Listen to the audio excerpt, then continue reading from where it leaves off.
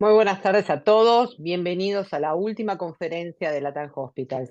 Eh, Esta es la última conferencia del día de hoy, tenemos 2 días más por delante, pero vamos a hacer un cierre del bloque de diabetes, pero que también lo vamos a integrar a los 2 días previos con el bloque de salud de la mujer, ya que vamos a hablar precisamente de la diabetes, pero muy enfocada al tema de la salud de la mujer, tanto sea en embarazo, en enfermedades cardiovasculares y en lo que se llama el cuarto trimestre, que acá las doctoras nos van a explicar.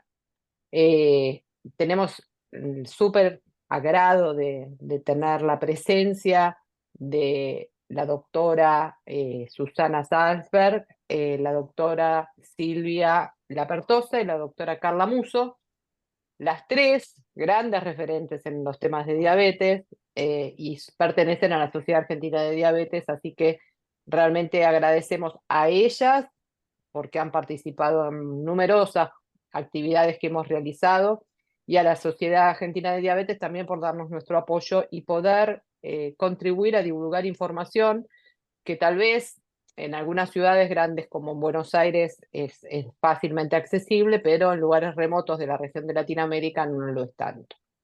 Así que dicho esto, las introduzco a las tres y de paso les pregunto, sé que la semana que viene tienen el congreso aquí en Buenos Aires o en Mendoza, perdón, No, es en Mendoza, en Mendoza. En Mendoza, sí, me confundí.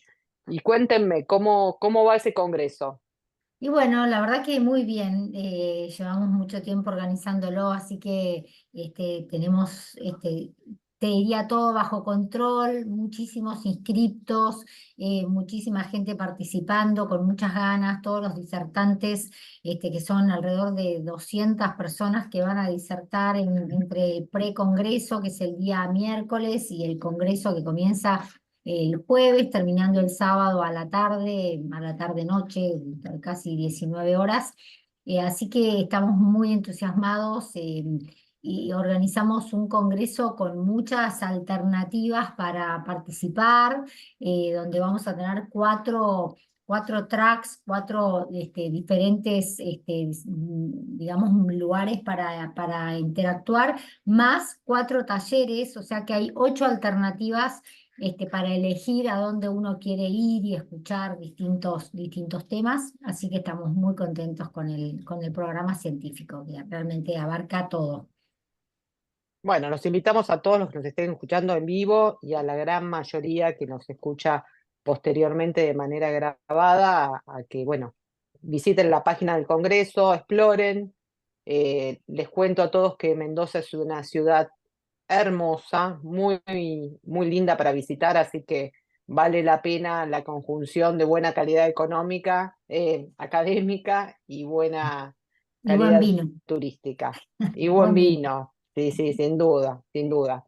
Para los que se quieran quedar un día más, bueno, la ruta del vino es genial. La ruta del vino, Así tal cual. que, bueno, muchos éxitos en el Congreso. Bueno, muchísimas Vamos a gracias. estar al tanto. Así que, qué bueno. Bueno, yo creo que inicia Susana, ¿no? La presentación. Sí, Tal creo que cual, sí. tal cual. Perfecto, Susana. Bueno, comparto.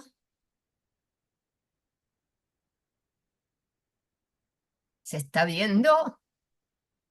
Ahí está, perfecto, perfecto. Perfecto. Bueno, muchas gracias por la presentación, muchas gracias por la invitación. Es un placer realmente estar en este espacio compartiendo con todos ustedes algo que para nosotros es bastante importante dentro del tratamiento de las pacientes con diabetes, que es el ejercicio en la gestante con diabetes. Bien, ustedes saben que antiguamente se consideraba que el ejercicio era perjudicial, la embarazada tenía que hacer bastante reposo y nada más lejos de la realidad. La evidencia científica demostró que el ejercicio es una herramienta sumamente valiosa para todas las embarazadas, no solamente para las embarazadas con diabetes.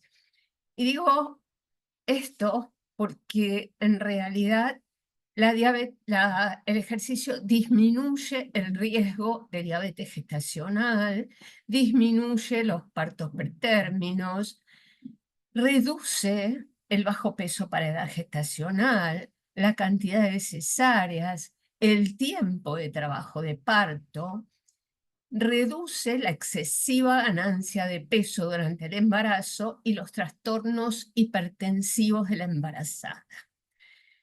Y determinados ejercicios, como los ejercicios de Kegel, fortalecen el piso pélvico. Esto es más o menos un dibujito para que tengan idea cuáles son los ejercicios de Kegel. Y este fortalecimiento del piso pélvico hace que se reduzca el riesgo de incontinencia durante el embarazo y la necesidad de episiotomía. Pero además mejora la motilidad intestinal, mejora el volumen sistólico y la circulación y genera bienestar psicológico.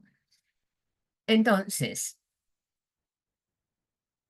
esto pasa en la madre, pero también el ejercicio materno tiene beneficios para el feto. Fíjense que en el feto mejora la función vascular del feto, el desarrollo neuronal fetal, reduce el porcentaje de grasa y mejora la función placentaria.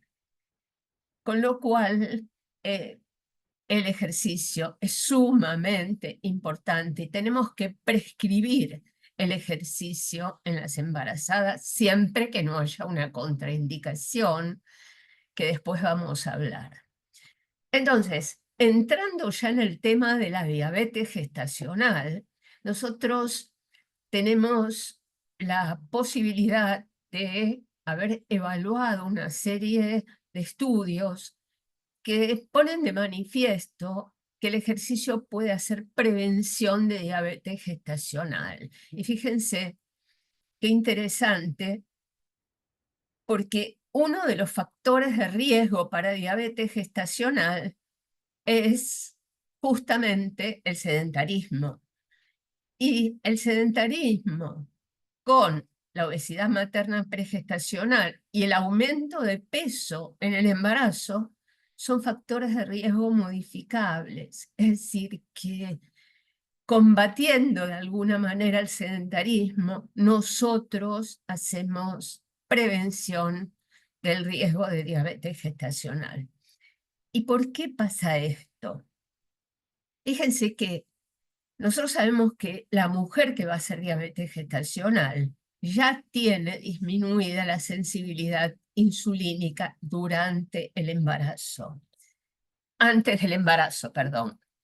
Y esto sigue ocurriendo durante el primer trimestre del embarazo y también en el tercer trimestre, donde fisiológicamente la embarazada tiene disminución de la sensibilidad insulínica. Dicho esto, quiero decir que si bien hay una disminución de la sensibilidad insulínica en el embarazo, el 90% de las embarazadas tienen cantidad suficiente de insulina para normalizar la glucemia y compensar esa disminución de la sensibilidad insulínica. En la paciente que va a desarrollar diabetes gestacional hay mucha menor sensibilidad insulínica que en la embarazada normal y además esta paciente también tiene una alteración en su secreción de insulina, con lo cual la falta de compensación hace que la glucemia suba y nosotros diagnostiquemos diabetes gestacional. Algo que es importante señalar es que la contractura muscular va a aumentar la relación AMP-ATP aumentando la hematoquinasa, que es una enzima sumamente importante en el músculo, y además aumenta el calcio dentro de la célula. Estos dos componentes hacen que se favorezca lo que nosotros llamamos traslocación de los GLUT4, que es ni nada más ni nada menos que es transportar hacia la membrana plasmática estos GLUT4 que son transportadores, valga la redundancia. Y cuando estos transportadores llegan acá, captan la glucosa que está en la sangre, disminuyendo la glucemia y mejorando la sensibilidad insulínica. Este es el efecto que hace el ejercicio sobre la mejoría de la sensibilidad insulínica. Pero este efecto dura entre 24 y 48 horas. Por eso es importante la regularidad en el ejercicio para hacer prevención de diabetes gestacional. Y este metaanálisis confirma lo que les estoy diciendo. Este metaanálisis muestra que el ejercicio preembarazo, digamos, como parte de la programación del embarazo y en el primer trimestre, disminuyen el riesgo de diabetes gestacional. Y también el ejercicio tiene un rol dentro del tratamiento de la diabetes gestacional. Fíjense que cuando nosotros medimos glucemia en las pacientes con diabetes gestacional que tienen insulina, si nosotros le hacemos hacer ejercicio en ayunas a un grupo de embarazadas, como pasó en este estudio piloto, y a otro grupo no le hacemos, fíjense que la paciente que hizo ejercicio tiene más baja la glucemia que la que no hizo ejercicio en ayunas. Lo mismo ocurre, estas dos pacientes tienen la misma cantidad de glucemia aproximadamente después del almuerzo, y con el ejercicio, perdón, el desayuno, y con el ejercicio disminuye la cantidad de glucosa en sangre capilar. Lo mismo pasa en el almuerzo y lo mismo pasa en la cena. Es decir, que no solo en prevención es una herramienta valiosa, sino que también como parte del tratamiento. Y fíjense que la dosis de insulina que usaron las mujeres con diabetes gestacional que hacían ejercicio era 0,16 por kilo de peso, mientras las que no hacían ejercicio utilizaron mucha más cantidad de insulina, 0,50, casi el triple. Este trabajo nos muestra que un grupo de mujeres con diabetes gestacional que fueron seleccionadas para este estudio no llegaban al objetivo glucémico con dieta. Entonces las randomizaron, las dividieron en dos grupos. Un grupo a la dieta le agregaron ejercicio y al otro grupo a la dieta le agregaron insulina. Y fíjense que el grupo ejercicio no requirió insulina y los resultados fueron equivalentes. No hubieron diferencias significativas entre los dos grupos de tratamiento. Es decir, que a este grupo de mujeres con diabetes gestacional que las hicieron hacer un ejercicio regular que era caminata, evitaron indicarle insulina y con buenos resultados. Porque fíjense que nosotros vimos que había una vía no insulino dependiente, que era a través del ejercicio, que favorecía la captación de glucosa. Y también tenemos otra vía, que es la vía insulino dependiente, que cuando la insulina se une al receptor, hay todos unos procedimientos, unos procesos de fosforilaciones que lo que van a hacer también es activar la traslocación de los GLUT. Por eso es que los tratamientos fueron equivalentes, porque tanto la vía insulino dependiente como la vía no insulino dependiente favorecían la captación periférica de glucosa y lograban el objetivo glucémico en ambos grupos de embarazadas. Sin embargo, el ejercicio tiene un valor agregado, que es que mejora la microbiota intestinal, mejorando el estado inflamatorio que puede haber en una diabetes, y activando las mioquinas, que también tienen efecto antiinflamatorio en todo el organismo y fundamentalmente a nivel del cerebro. Bien, entonces, en diabetes pregestacional, nosotros también tenemos que indicar ejercicio. En la paciente que tiene diabetes y que se embaraza, el ejercicio también es muy beneficioso.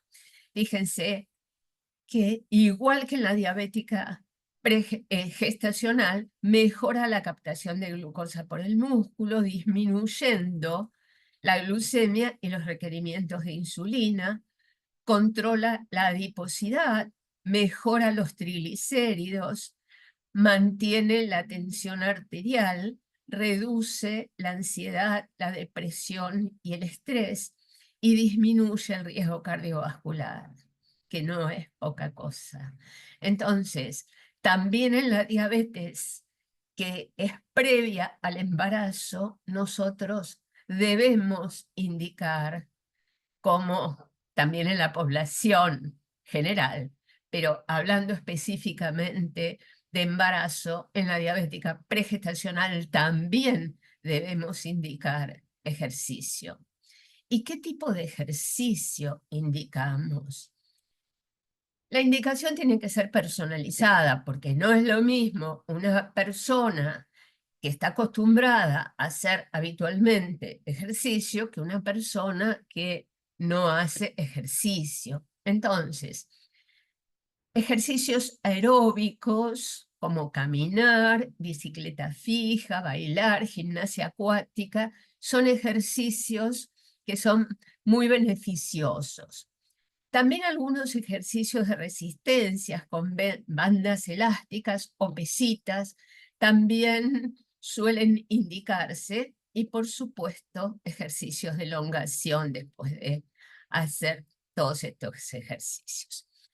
Es importante que se hagan los ejercicios entre 30 y 60 minutos con intensidad moderada de la escala de Borg, es decir, ligeros o mínimamente pesados, dependiendo de la paciente. 3 a 4 veces por semana como mínimo, y en días, si no lo van a hacer todos los días, que sean días alternados. Y la frecuencia cardíaca no puede pasar el 60 al 80% de la máxima prevista para la edad. Y a modo de ejercicio, les digo que el cálculo de frecuencia cardíaca máxima se hace dependiendo de la edad. Supónganse esta mujer de 30 años. Se calcula 220 menos la edad, es decir, si esta mujer no estuviera embarazada, la frecuencia cardíaca máxima que debería tener en el ejercicio son 190 por minuto. Si esta paciente está embarazada, tenemos que bajarle un 80%, un 60%, un 80%, que serían como máximo 136 pulsaciones por minuto. Y esto lo tiene que controlar la embarazada. ¿Qué es mejor? ¿Hacer ejercicios de resistencia o ejercicios aeróbicos? En realidad, no hay modificaciones de la glucemia en ayunas y sí podría haber un poquito mayor beneficio con ejercicios de resistencia en la glucemia 2 horas postprandial. Pero si bien el p-valor está significativo, no es tan importante en la práctica. Lo importante sería hacer ejercicios aeróbicos y de resistencia en un mismo combo. Y yo les decía que el ejercicio es maravilloso, pero por supuesto que tenemos contraindicaciones, como una paciente con amenaza de aborto, hipotiroidismo descompensado, rotura de membranas, insuficiencia respiratoria, cualquier hemorragia, trastornos hipertensivos del embarazo, el embarazo gemelar después de la 28 semana, la anemia, la placenta previa, un cervix incompetente, insuficiencia cardíaca o embarazo múltiple. No está indicado el ejercicio en estas patologías. Y para terminar, digamos que el ejercicio también es importante en el posparto. El ejercicio no afecta la producción de leche y hay que instituirlo tan pronto como sea posible en la diabética pregestacional, porque tiene los beneficios que dijimos y sobre todo disminuye el riesgo de depresión posparto, que suele ser bastante frecuente. Y en la diabética gestacional es sumamente importante porque haciendo actividad física, dieta y evitando que la paciente aumente de peso, podemos hacer prevención del próximo embarazo con diabetes gestacional y de diabetes. Muchas gracias por su atención. Prescribamos ejercicio en todas las embarazadas.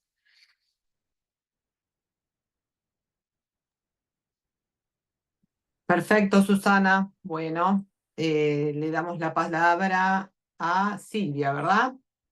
Tal cual.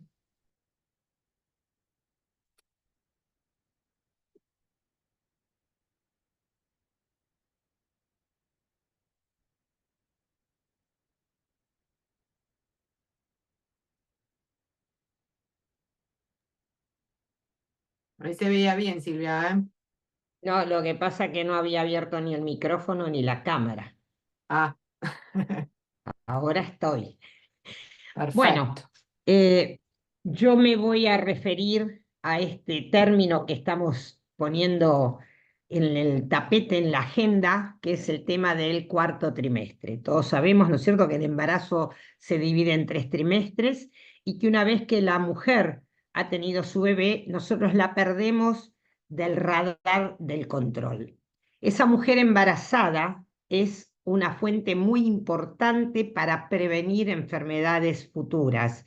Esas mujeres que durante el embarazo han tenido diabetes, hipertensión u obesidad, que es una tasa muy alta en las mujeres embarazadas en nuestro país, tienen un altísimo riesgo después que tiene su bebé en el futuro inmediato y a largo plazo de generar lo que son los 4 jinetes del apocalipsis: la obesidad, otra vez volver a tener diabetes o quedar con diabetes, la hipertensión arterial y el tema del sedentarismo, que también se refirió la doctora Salver en ese momento. Yo me voy a referir cuáles son los impactos de estas 3 patologías más importantes que tienen que ver obesidad, hipertensión y diabetes con el futuro de esa mujer y qué es lo que podemos hacer. Con respecto a la obesidad, el estado nutricional de las mujeres en nuestro país embarazadas, sobre un número de 1 millón de embarazadas, está en una media de 25,2 de índice de masa corporal, es decir, que está en valores de sobrepeso. Y a nivel nacional tenemos un 24,4% de mujeres con sobrepeso y casi un 15% de mujeres con obesidad. Esta situación nutricional de las mujeres nos obliga a tomar conducta, no esperar a dentro de 10 años o 15 años, sino tomar conducta dentro de las propias maternidades. Y hay una visión que tenemos que empezar a tomar en cuenta, que es la visión del curso de vida.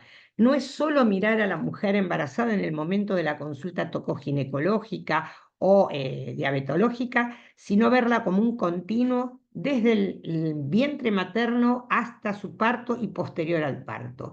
Hay un fenotipo saludable en donde tenemos una mujer con una alimentación sana, que hace ejercicio, que eso va a tener un bebé de peso normal, con un embarazo sin ningún tipo de complicaciones, generando un adolescente que después va a ir cerrando el círculo después en un embarazo sano, sin ningún tipo de complicaciones.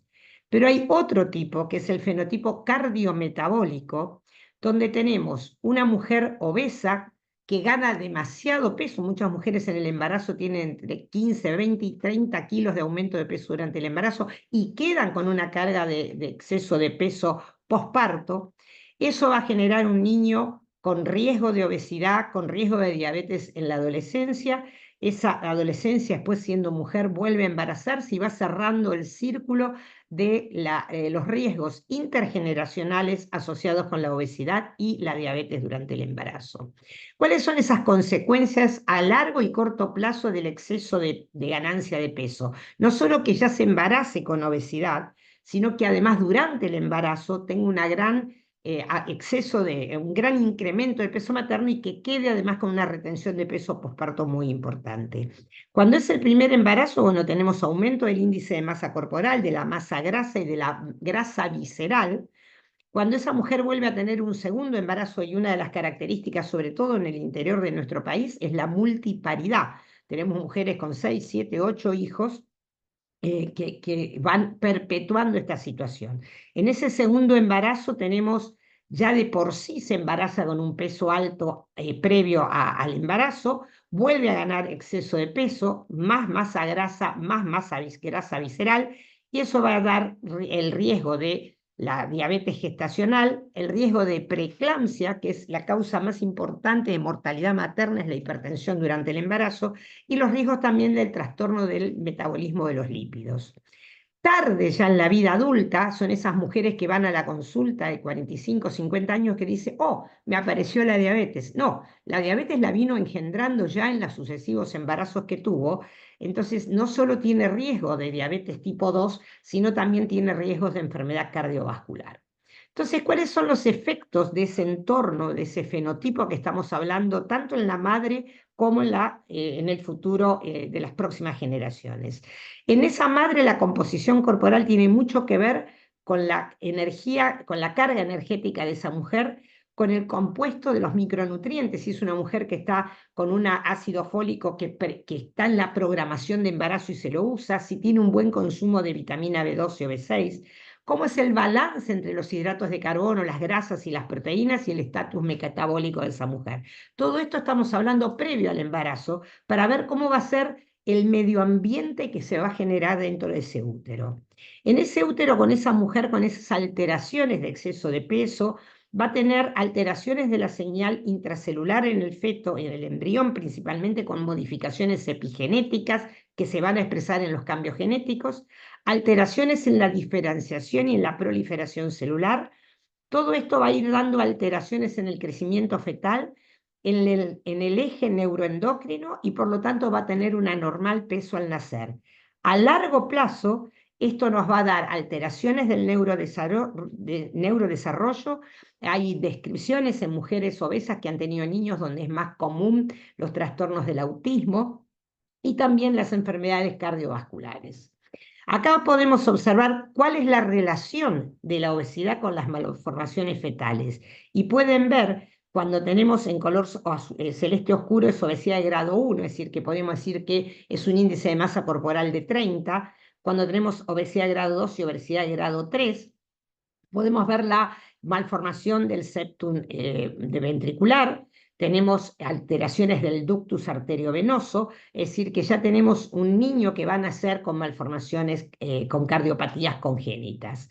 Por otro lado, tenemos también que las malformaciones congénitas en el cuadro de arriba, tenemos casi se duplica el riesgo de defectos del tubo neural, los defectos cardiovasculares en un 30%, la atresia del ano casi en un 50%, la presencia de hidrocefalia y de anormalidades de las extremidades de los miembros. Cuando estamos hablando de muerte fetal relacionada con la obesidad, el riesgo de tener una obesidad clase 1 tiene un 70% más riesgo de morirse ese feto, y si hablamos de superobesidad o obesidad grado 3 con 40 de índice de masa corporal, estamos hablando de casi triplicar el riesgo de muerte fetal. ¿Qué pasa con el amamantamiento y la obesidad? La tasa de amamantamiento disminuye a medida que aumenta el índice de masa corporal, es decir, a más obesidad, menos posibilidad de que esa mujer pueda dar de mamar. Y sabemos positivamente que el amamantamiento, así como el parto por vía vaginal, favorecen la microbiota de ese feto, previniéndole las enfermedades del adulto de diabetes, obesidad y enfermedad cardiovascular. ¿Qué pasa con la diabetes en las mujeres durante el embarazo? En primer lugar, tenemos que decir que las mujeres que se embarazan con diabetes, ya sea con diabetes tipo 1 o tipo 2, hablamos de diabetes pregestacional, tienen 5 veces más riesgo de muerte fetal, 4 veces más riesgo de mortalidad perinatal y tiene duplicada o triplicada las tasas de malformaciones congénitas si ese embarazo no ha sido planificado o programado. No solo tenemos los daños en cuanto a malformaciones, sino tenemos un feto con riesgos de hipoglucemia neonatal, de hiperbilirrubinemia, de un crecimiento fetal, esos niños macrosómicos de peso alto, de 5 kilos, 4 kilos y medio, 6 kilos, que lamentablemente festejan los medios y a uno le da una gran angustia porque decimos que hemos fallado en la detección precoz. Y en la madre, el riesgo de la diabetes nos da, asociado con preeclampsia o eclampsia, mayor riesgo de cesáreas. ¿Y qué pasa con esa mujer que tiene diabetes durante el embarazo? Tiene el riesgo 10 veces más de tener diabetes en el futuro. Es decir, acá hay un estudio, una revisión sistemática y un metaanálisis donde nos muestra en distintos lugares que ese riesgo es de 10 veces mayor de desarrollar diabetes en quienes hicieron diabetes durante el embarazo que en aquellas mujeres que no lo hicieron. Por lo tanto, es importante en el posparto alentarlas a las mujeres a tomar medidas de cambios de estilo de vida para prevenir la aparición de diabetes.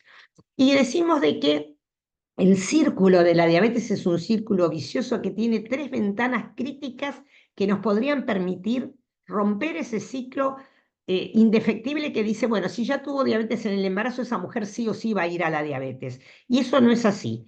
Tenemos una primera etapa que es previo al embarazo, en la etapa de la mujer joven, en la adolescencia, donde hay muchos diagnósticos de síndrome ovario poliquístico, son esas mujeres de alteración del ciclo menstrual, son esas mujeres que tienen vello excesivo, que tienen alteraciones, es decir, menstruan a meses que no menstruan. Entonces uno puede prevenir la obesidad mejorando también el síndrome ovario poliquístico, regulando el ciclo menstrual y evitando, ¿no es cierto?, las predisposiciones a cambios epigenéticos y genéticos si se embaraza. Otra segunda etapa es ya en la mujer embarazada y en el niño de esa mujer con diabetes, porque ese niño que nace de una mamá con diabetes tiene predisposición a la obesidad y a la diabetes ya en su etapa de adolescente o en su etapa joven. Y en tercer lugar ya en la mujer con diabetes gestacional, que esa falta y ese trastorno de alteración de la resistencia insulínica y la disfunción de la célula beta incrementa el riesgo de progresar a diabetes. Es decir, que son 3 lugares donde uno tomando con diagnóstico precoz, diagnóstico oportuno de la diabetes gestacional, que ahora estamos también discutiendo si es momento entre 24 y 28 semanas o hay que hacer diagnóstico previo en la primera semana, en el primer trimestre, cuando estamos sabiendo que es una mujer con altísimo riesgo. ¿Qué pueden esperar las mujeres con diabetes gestacional en la vida futura? Por un lado, las mujeres que han hecho diabetes gestacional, que es esta línea punteada, que hicieron diabetes gestacional y después se evolucionan a diabetes, tienen un aumento muy importante, de más del 50% de hacer retinopatía, lo mismo de tener mayor posibilidad de ingreso a diálisis cuando desarrollan diabetes, que aquellas que hacen diabetes sin haber tenido antecedentes de diabetes gestacional. Con respecto a la incidencia de hospitalización por infección de pie, también las mujeres que tuvieron diabetes gestacional y evolucionaron a diabetes tienen una tasa de 10 veces más en los próximos 15 años de hacer hospitalizaciones por pie diabético. ¿Qué pasa con la enfermedad cardiovascular y la enfermedad cerebrovascular? También acá se vuelve a repetir ese patrón de diabetes gestacional y después evoluciona a diabetes con mayor incidencia de 30 casos, de 30 eventos por 1000 eventos año en las mujeres que hicieron diabetes gestacional y después diabetes. Y lo mismo pasa en este caso con la enfermedad arterial coronaria. ¿Qué pasa entonces? Tienen mucho más riesgo de enfermedad microvascular si después de esto desarrollan una diabetes 2, pero la diabetes gestacional per se tiene muchísimo más riesgo también solo de enfermedad macrovascular. ¿Qué pasa con las mujeres con hipertensión arterial durante el embarazo? Acá hay, en este estudio de revisión sistemática, muestra cuál es el riesgo de hipertensión en etapas posteriores de la vida si durante el embarazo tuvo preeclampsia. En el caso hay un aumento del riesgo de 3.7 el odds ratio de riesgo de hacer hipertensión en etapas posteriores de la vida, riesgo de eventos de enfermedad cardíaca isquémica y eventos no fatales, un 2.16 de odds ratio, y de muerte por cualquier causa, un 50% más de riesgo si durante el embarazo tuvo hipertensión arterial. Y acá podemos ver de enfermedades cerebrovasculares, tiene 1.77 el riesgo de tener una enfermedad cerebrovascular si tuvo hipertensión durante el embarazo, 2.5 de enfermedad cardiovascular, y de ser hipertensa triplica el riesgo de quedar con hipertensión, es decir, que no solo puede quedar con diabetes, con obesidad, sino también con hipertensión en su evolución.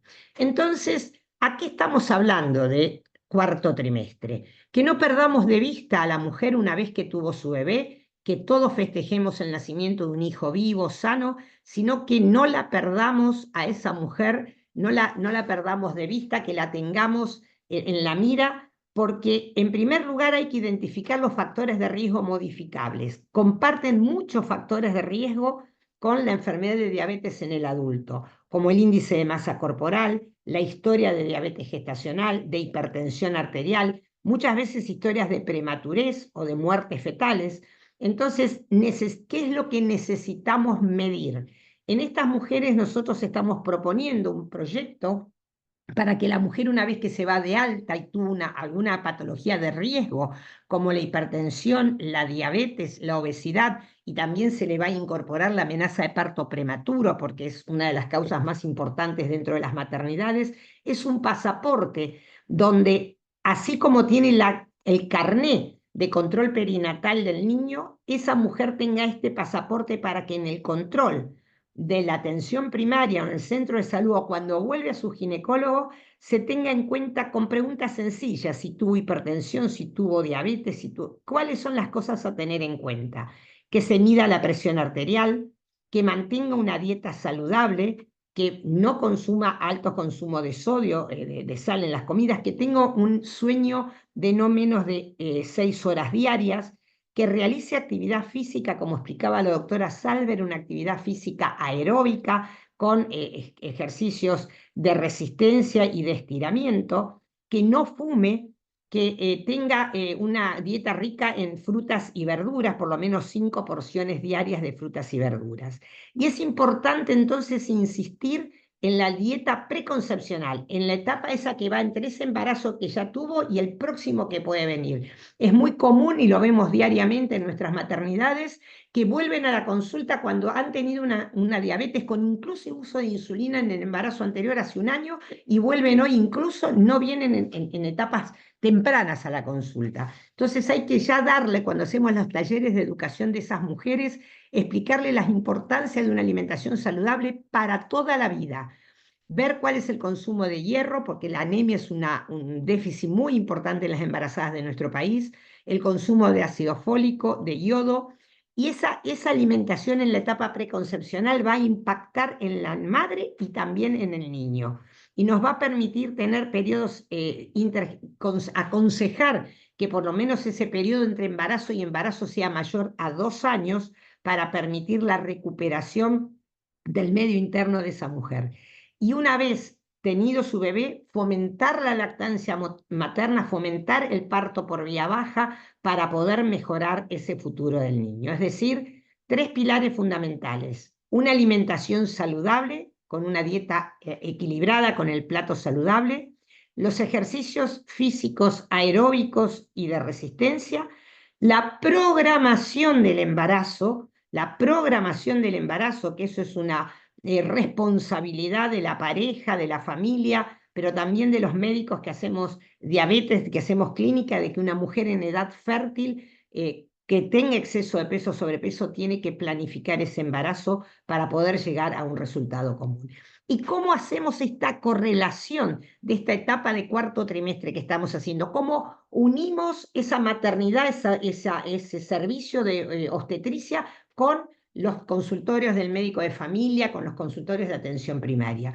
Y tenemos que pensar en el modelo de cuidados para las enfermedades crónicas, que tiene 2 bases: pacientes informados y activos, y un equipo de práctica, un equipo de atención proactivo y preparado. Con lo cual, la capacitación del equipo de salud es fundamental. Las guías de manejo de estas mujeres y de estas pacientes son fundamentales en el seguimiento.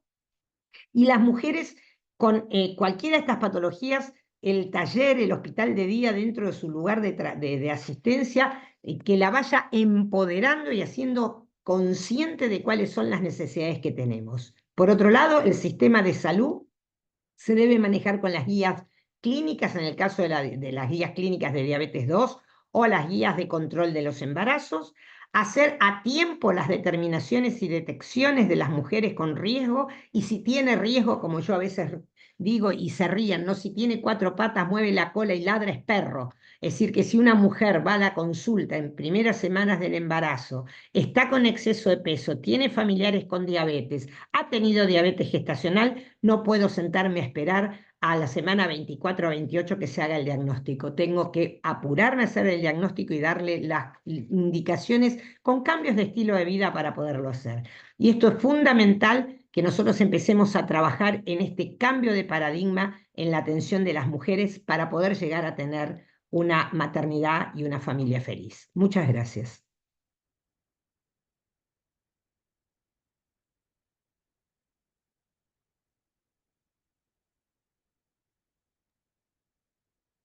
Bueno, perfecto. Muy buena presentación ambas. Ambas no, las 3. Ahora vamos con la presentación de Carla. Ahora voy yo. Claro. ¿Ya puedo compartir? Sí, Sí. sí. Bueno, bárbaro. Ahí ya se ve. Sí, perfecto. A ver, vamos a hacer esto por arriba. Te falta poner, ahí está, modo presentación. Modo presentación y vamos a sacar esto de acá. Bien. Bueno, buenas tardes a todos. Muchas gracias por la invitación, y vamos a hablar un poco de lo que es el riesgo cardiovascular en la mujer con diabetes. Esta un poco va a ser la agenda: qué diferencias existen en la mujer con diabetes y enfermedad cardiovascular con respecto al hombre, qué rol tiene la obesidad en la mujer, y si hay un abordaje diferente de la mujer con enfermedad cardiovascular. Y entonces, bueno, estos son mis conflictos de interés, y vamos, esto ya un poco seguramente se habló, lo que es la altísima prevalencia de la diabetes como enfermedad, lo que es la proyección de un aumento del 46% de estos números, que son hoy 537 millones y 783 para el 2045. Pensando también en prediabetes, ¿no? Y esto también abarcando y extendiendo un poco este tema a las mujeres que tienen prediabetes y, como decía Silvia, embarazan, y entonces, bueno, todo se complica un poco más en la mujer. Y también la altísima prevalencia en los adultos mayores.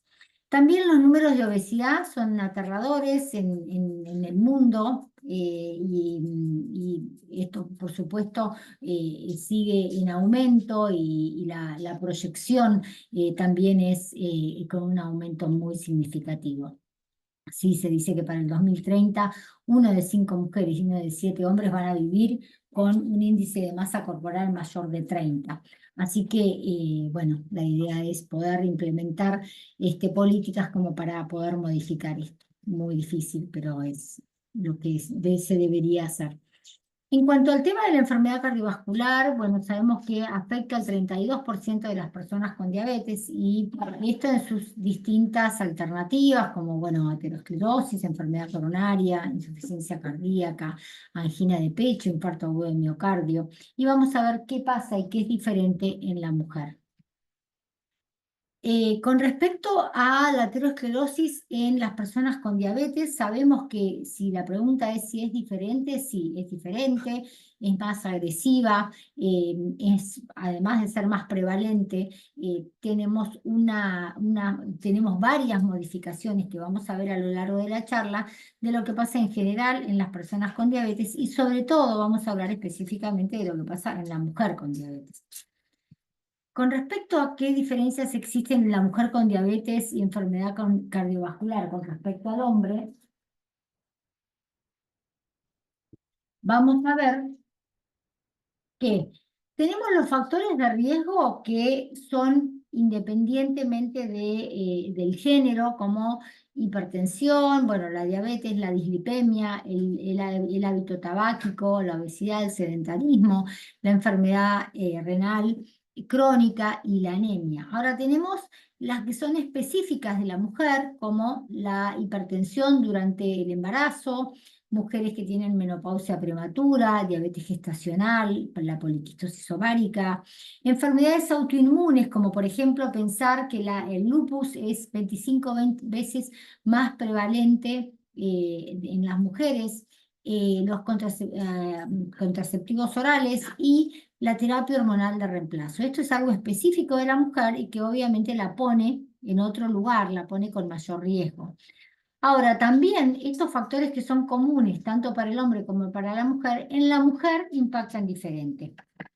Y vamos a ver por qué. Y acá tenemos este otro trabajo donde pone los factores específicos en la mujer, ¿no? Con la edad de la menarca, de la menopausia, la poliquistosis, un poco lo que mencionábamos recién, la infertilidad y los tratamientos para la infertilidad, los partos que tiene la mujer y el riesgo a que les ponen también.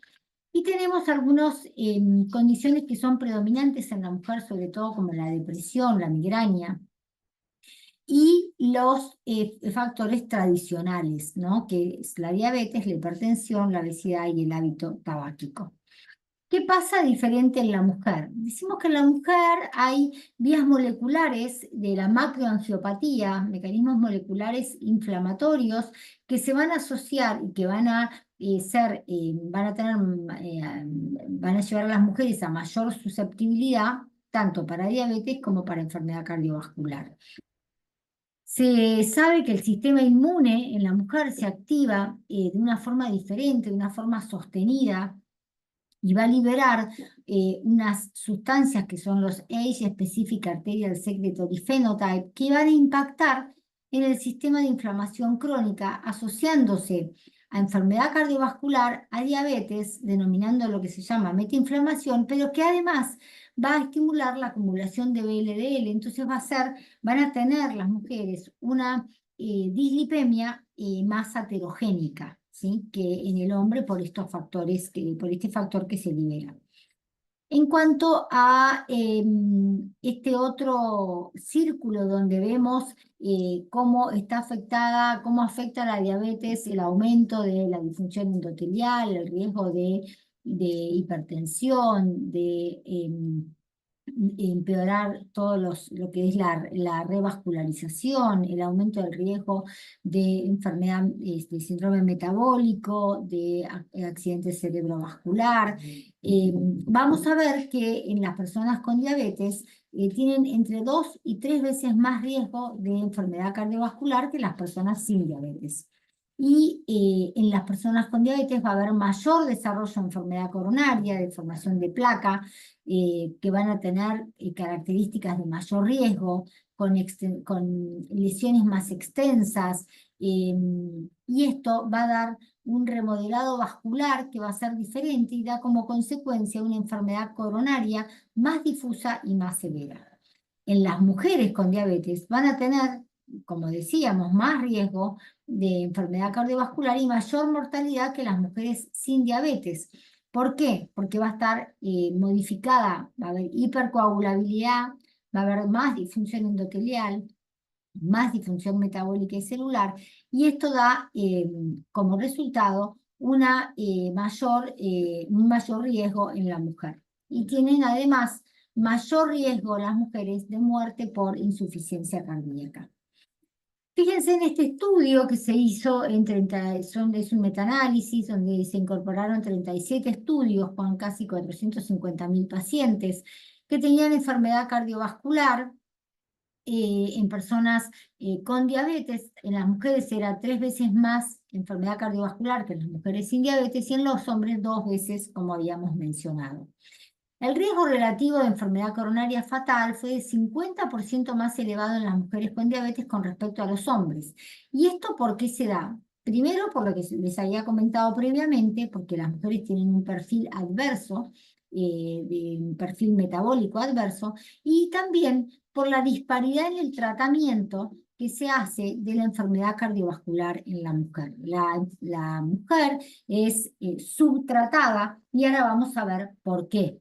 Acá podemos ver en esta tabla cómo las mujeres estaban más enfermas que los hombres.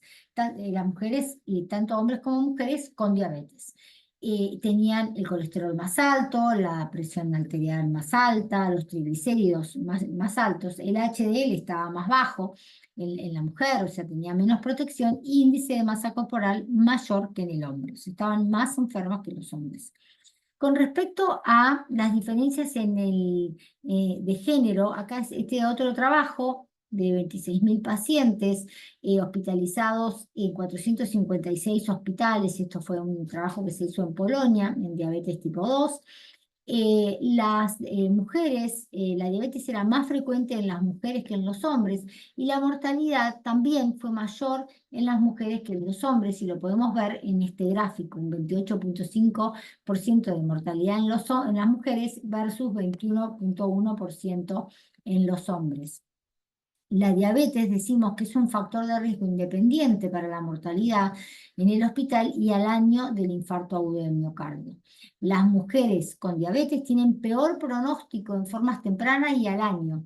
La intervención coronaria percutánea va a mejorar el pronóstico de la mujer con diabetes, pero se implementa menos. Vamos a ver por qué se implementa menos. Múltiples estudios han reportado que hay un subtratamiento de la enfermedad coronaria, hay menos indicación de estatinas en las mujeres, menos tratamiento basado en evidencia y menos acceso al tratamiento.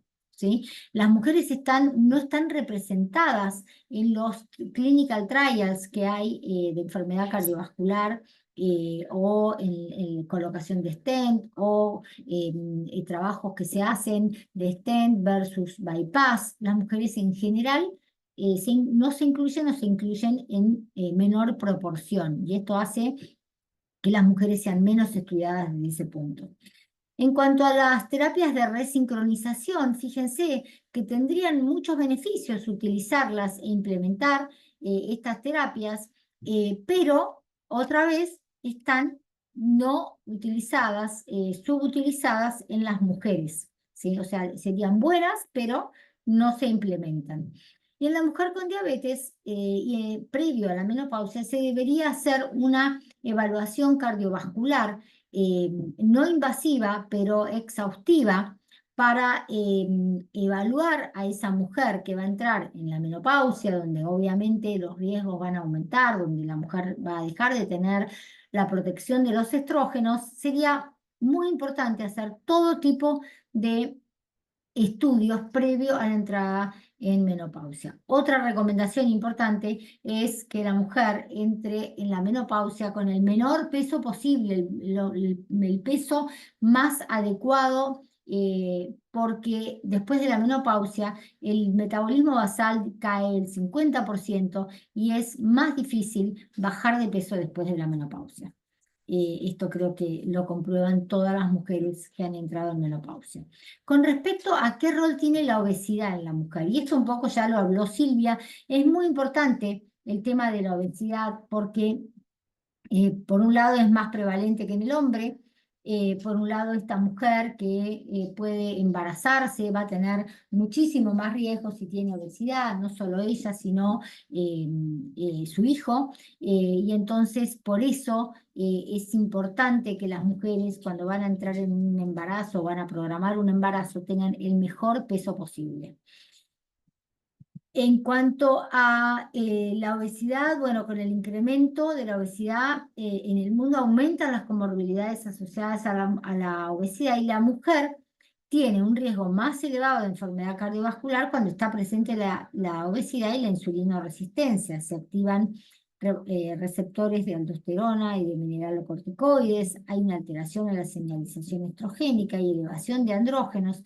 Y estos serían algunos de los mecanismos para explicar el riesgo más elevado de enfermedad cardiovascular que tiene la mujer con obesidad. Y acá tenemos los factores de riesgo no tradicionales, como menopausia, la ganancia de peso, o sea, que está asociado a la mujer, ganancia de peso en el embarazo, la diabetes gestacional, la preeclampsia, el parto prematuro y la función endotelial, y los factores tradicionales como el exceso de grasa corporal, la hipertensión, la dislipemia y la diabetes tipo 2. Y acá vemos los mecanismos de enfermedad en la mujer con obesidad, como habíamos mencionado, el aumento de la aldosterona, de la señalización de receptores de mineralocorticoides y aumento de andrógenos, con una acción de los estrógenos que puede estar disminuida o ser aberrante. En cuanto a la enfermedad arterial periférica, también en la mujer con obesidad tiene una presentación clínica diferente, hay retrasos en el diagnóstico. Lo mismo en la insuficiencia cardíaca. La mujer con obesidad tiene más riesgo de insuficiencia cardíaca con fracción de eyección preservada, tiene mayor impacto de endurecimiento arterial y peor calidad de vida.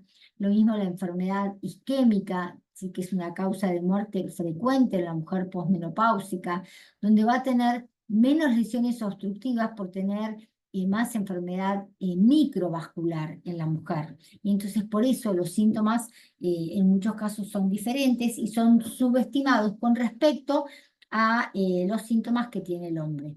Y el síndrome de apnea obstructiva, que es muy importante, que hoy lo estudiamos más que nunca en todas las personas que tienen obesidad, en la mujer están también no representadas en los estudios de SAO, tienen síntomas diferentes, como puede ser más depresión, más insomnio, síndrome de piernas inquietas, mientras que el hombre es la persona que ronca y que se detectan las apneas en forma, se podría decir, un poco más fácil.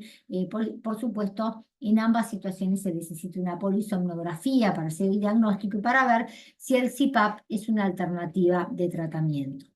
Fíjense, este es uno de los últimos estudios realizados en mujeres jóvenes de edad promedio 28 para evaluar la relación entre el índice de masa corporal y el riesgo de enfermedad cardiovascular temprana.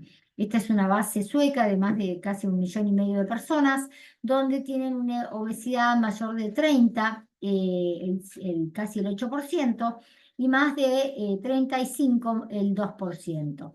Se hace un seguimiento a 16 años y se observó infarto agudo de miocardio y accidente cerebrovascular en 13,4 y 17,8%. Se comparan mujeres con índice de masa corporal normal e incrementado, ¿sí?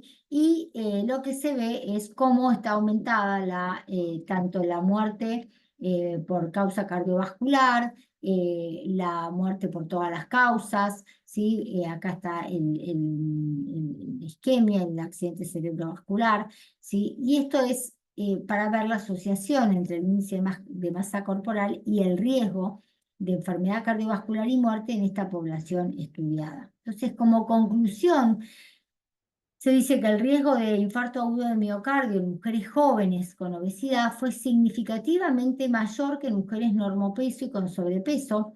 La misma observación para accidente cerebrovascular, y la aterosclerosis fue la causa de los eventos, siendo la asociación de aterosclerosis y obesidad multifactorial, alteraciones relacionadas con alteraciones hemodinámicas, factores metabólicos, inflamatorios, estrés oxidativo, que han vinculado la obesidad y la enfermedad cardiovascular.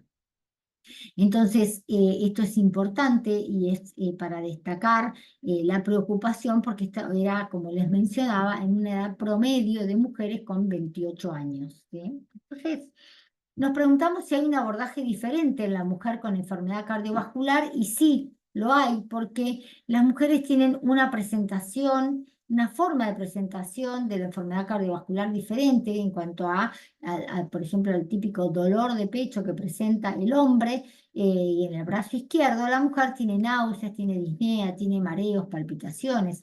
Y entonces lo que se hace en realidad es, y en las mujeres con diabetes pueden tener infartos silentes, y entonces lo que se hace con la mujer en realidad es darle un tranquilizante, dejarla esperar un rato, y lo que hacemos básicamente es llegar tarde y subestimar ese dolor y no hacer el tratamiento adecuado y agresivo como se le haría a un hombre que entra con síntomas de infarto agudo de miocardio.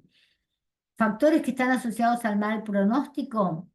Estos factores de riesgo y las comorbilidades, y una identificación deficiente de los síntomas, como les mencionaba, tanto como por el paciente como por los profesionales de la salud que subinterpretan estos síntomas de la mujer, el retraso en la asistencia médica, hay menos tratamientos específicos y menos acceso y adherencia a la rehabilitación cardíaca después de haber tenido el infarto. Entonces, la mujer con infarto recibe menos tratamiento que los hombres en cuanto tanto a dosis, beta bloqueantes, aspirina, estatinas, menos tratamientos de reperfusión en mujeres que en hombres, menos adherencia al tratamiento que los hombres tienen las mujeres, menos acceso y adherencia a la rehabilitación, y están menos representadas en los trials clínicos, como les comentaba al principio. Entonces, decimos que más del 50% de las mujeres, fíjense, estos son todos los factores de riesgo que fuimos mencionando a lo largo de la charla, más del 50% de las mujeres tienen entre 2 y 3 factores de riesgo para enfermedad cardiovascular, más otras comorbilidades, y no se les da la importancia que deberían, no se les da el tratamiento adecuado y el tratamiento hasta llegar a objetivos, ¿sí? Entonces, ¿qué conducta tenemos que adoptar frente a la mujer con diabetes, obesidad y enfermedad cardiovascular? Bueno, básicamente los 8 componentes esenciales de salud cardiovascular. La mujer debería cumplir la alimentación saludable, la actividad física, el no tabaco, el dormir bien, estar en el peso saludable, en el mejor peso posible, el cuidado de los lípidos hasta llegar a objetivo, lo mismo con la glucemia y la tensión arterial. Que tengan, por supuesto, acceso y tener muy presente cuáles son las drogas que tienen que utilizar para el riesgo y la enfermedad cardiovascular que tengan, tanto sean los agonistas del receptor de GLP-1 como los inhibidores de GLT-2, tenerlos tan presentes como los tenemos presentes en el hombre, siempre pensando que hay no se están utilizando estas drogas como se deberían, y digamos, en la medida que se deberían usar, probablemente por dificultades en el acceso, por desconocimiento, por miedo, por inercia, por falta de adherencia. Múltiples son los motivos por los cuales los pacientes no adhieren a los tratamientos, y en eso también tenemos que trabajar, pero sí tener muy presente que hay trabajos que han digamos, desarrollado esta idea que es más importante hoy tratar la obesidad o la adiposopatía que inclusive la hiperglucemia. ¿Por qué? Porque la obesidad o la adiposopatía es como el primer eslabón de la cadena que va a llevar a todas las otras enfermedades y comorbilidades, y tratando agresivamente la obesidad o el sobrepeso podemos modificar el curso de estas comorbilidades que acompañan a la obesidad. Por eso poner en evidencia que la obesidad hoy es una enfermedad que debemos tratar en primer término para evitar y retrasar la aparición de enfermedad cardiovascular. Entonces, ¿qué conductas adoptar en las mujeres? Este es un documento especialmente dedicado a las mujeres: aumentar conciencia, educar a la comunidad, promover la salud de la mujer, optimizar la prevención y el cuidado clínico. Esto es un trabajo multidisciplinario, mejorar calidad de atención, apoyar la investigación, aumentar la participación de mujeres en los estudios, que lo fui mencionando, dado que hay muy pocas mujeres en los trials, comprometer a la comunidad con programas escolares de intervención de la comunidad, defender la salud y las políticas públicas, y controlar el progreso, vigilar la salud y tener un compromiso con la comunicación. Esto va a hacer que las mujeres, que disminuyan las mujeres la enfermedad cardiovascular. Muchas gracias.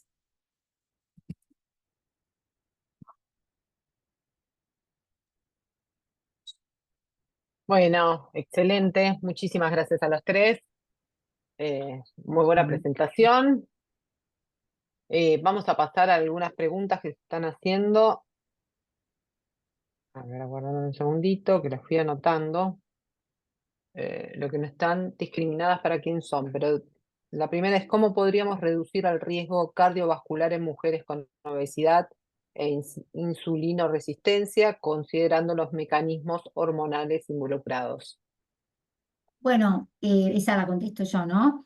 Eh, Acá el tema del tratamiento de la obesidad, que justo yo lo mencionaba como el primer objetivo en el tratamiento de las mujeres, es hoy tenemos drogas para tratar la obesidad, tenemos los agonistas del receptor de GLP-1 con muy buenos resultados, tenemos naltrexona, bupropion, tenemos que utilizarlos, tenemos que convencer a la mujer de que esto es una enfermedad, que esto no es una condición, ni es un tema estético, que la obesidad es la primera, como decía yo, el primer eslabón de la cadena para desencadenar el resto y acompañar al resto de las comorbilidades. O sea que un plan de alimentación saludable, cumplir estos 8 esenciales, sobre todo la alimentación saludable y la actividad física, más las drogas que hoy tenemos disponibles para el tratamiento de la obesidad. Acá hay otra pregunta que nos preguntan: ¿a qué se debe que las mujeres estén subtratadas? Bueno, un poco lo que yo decía, que cuando llegan a una guardia, llega una mujer, a la guardia, una mujer y un hombre con síntomas que van a ser diferentes. El hombre le va a doler el pecho, le va a sentir como esta pata de elefante que le aprieta. La mujer en general no tiene ese síntoma, tiene náuseas, entonces tiene palpitaciones, entonces la realidad es que se trata como una histérica, y entonces se le da unas gotitas de ribotril y se la deja esperando, y al hombre se lo trata agresivamente. Eso sigue pasando, aunque no lo podamos creer, sigue pasando en las guardias, que a la mujer la tratan por histeria y al hombre lo tratan por el infarto. Todas esas horas perdidas, dejando a la mujer sin tratamiento, sin el tratamiento agresivo adecuado, es el que hace que la mujer se muera o evolucione peor que el hombre. Qué locura, habiendo trabajos que digamos, demuestran esto, que no haya protocolos en donde no se puedan salir de esos protocolos, ¿no? Porque la sintomatología es clara y hay marcadores que con un análisis de sangre uno puede detectar inmediatamente en qué Claramente, estadio sí, está. sí, sí, pero Y esto llama la sigue atención, la pasando. verdad que llama la atención. Digamos, ¿está más vinculado a alguna zona geográfica del mundo o en todos lados ocurre lo mismo? Es algo, los trabajos son internacionales, no son locales y hablan y dicen esto, ¿no? Que el tema de, sobre todo, además, no solamente esto de la mujer que llega a la guardia, sino la mujer que está internada es tratada diferente, es tratada con menos dosis de estatinas, menos dosis de aspirinas, o sea, tienen un tratamiento, probablemente esto está cambiando y tiene que cambiar y va a cambiar, pero los trabajos publicados hablan de esta diferencia en el tratamiento de la mujer, en el Pero, subtratamiento. pero además, perdón, ¿no? Pero además la mujer se va menos porque prioriza la familia, prioriza los hijos, prioriza el marido, y entonces eso también hace a veces a los horarios de atención, ¿no es cierto? Los centros de atención públicas atienden de mañana, o los centros de atención atienden de mañana, la mujer a la mañana está con los chicos en la escuela haciendo la comida, y entonces no tiene el acceso a la atención que podría tener de otra situación. Pero hay mucha discusión del tema de género en las enfermedades cardiovasculares, ¿no? Claro, porque inclusive, digamos, con todo el componente hormonal que tiene la mujer, que predispone a determinadas edades a aumentar el riesgo, que sea mucho mayor, que hoy por hoy eso no se está evaluando y me sorprende porque o sea, obviamente la realidad en todos lados no es la misma, pero hay una visita con frecuencia de 1 año, digamos, 2 años a un ginecólogo en el cual, digamos, hay un estudio hormonal. Llama la atención mucho esto. Ojalá digamos, que se vaya modificando porque está toda la información presente. Tal cual. Bueno, a ver, nos preguntan qué conducta se toma con la mujer con DG postparto.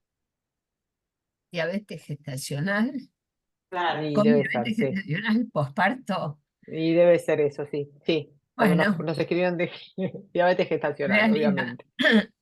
en realidad Silvia lo explicó muy bien.